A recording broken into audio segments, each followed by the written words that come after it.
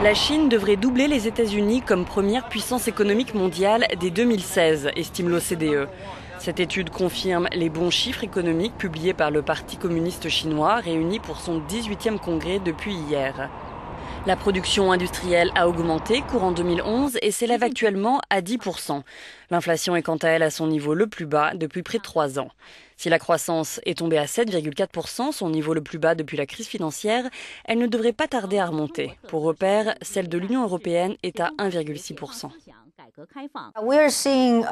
Nous avons beaucoup d'indicateurs au vert montrant que la croissance en Chine est au début d'un nouveau cycle positif. L'OCDE estime que d'ici 2060, le revenu par habitant sera multiplié par 7, un progrès très attendu. J'ai été très attentif aux politiques touchant à la qualité de vie des gens, explique cet homme. J'espère qu'on va approfondir les réformes. Notre niveau de vie a beaucoup augmenté, mais il y a encore des faiblesses dans la santé et l'éducation, dans les moyennes et petites villes.